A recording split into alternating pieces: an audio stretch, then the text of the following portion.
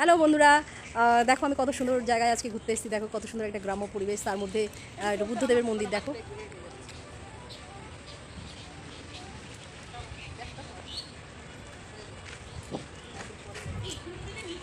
কত সুন্দর না পরিবেশটা। এখানে বিশাল বড় একটা বুদ্ধদেবের মন্দির আছে। দাঁড়াও আমি একটু ব্যাক ক্যামেরায় দেখাচ্ছি।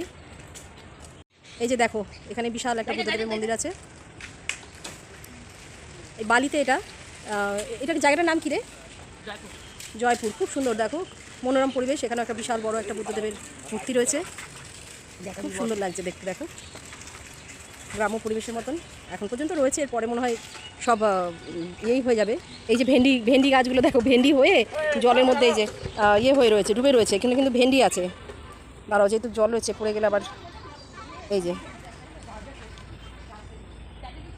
এই যে সব ভেন্ডিগুলো হয়ে হয়ে রয়েছে, জলে ডুবে গেছে গাছগুলো, কিন্তু ভেন্ডিগুলো এখনও সতেজ আছে। বেশ সুন্দর জায়গাটা, খুব সুন্দর। অন্তত কাছাকাছি বেশ সুন্দর ছোট্টখাটোর মধ্যে ঘোরার জায়গা। কয়েক বছর বাদে এখানেও বাড়িঘর হয়ে যাবে, ফাঁকা রয়েছে যখন। এখন আমি এই ভেতরে ঢুকছি।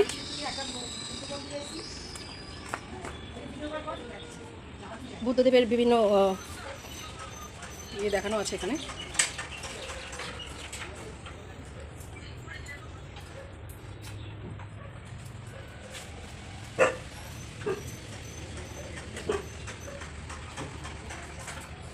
খুব সুন্দর একটা ভগবান বুদ্ধের মহাপরিনির্বাণ। খুব সুন্দর, কাছে পিঠে খুব সুন্দর, ছোট্টর মধ্যে খুব ভালো একটা জায়গা। এটা সম্ভবত বুদ্ধদেবের ছোটোবেলার কিছু, আমি জানি না, এখানে গল্পটা ঠিক আমি জানি না, তাই আমি কিছু বলতে পারছি না, জাস্ট তোমাদের দেখিয়ে দিলাম। দেখো এখান দিয়ে আবার সিঁড়ি আছে, ওই পার দিয়ে সিঁড়ি দিয়ে ওপরে ওঠা যায় বুদ্ধদেবের এটা। এর উপরেও আবার ওঠা যায়, এই যে এখান থেকে মন্দির থেকে বেরিয়ে আবার এই সাইড দিয়ে ওপরে ওঠার জন্য সিঁড়ি আছে। ওই যে ওই ওপর দিয়ে উঠতে হয়। ওই যে এখন আমরা উপরের দিকে যাচ্ছি, আমরা এখন উপরে উঠছি। এখানে নিরাপত্তা পালন করুন লেখা আছে, যার জন্য আস্তে আস্তে কথা বলতে হচ্ছে। এখানে সব রকম বৌদ্ধরা রয়েছেন, ওনারা দেখছেন আমাদেরকে। এই যে আমি এখন উপরে উঠে গেছি। এই যে দেখুন, খুব সুন্দর বিশাল মূর্তি।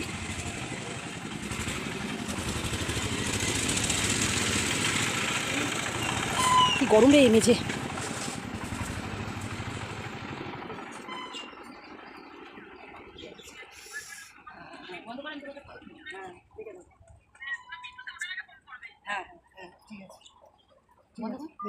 এখানটা তুই এসে দাঁড়া, খুলে দে। আমার ভালো ক্যামেরাটা খুলে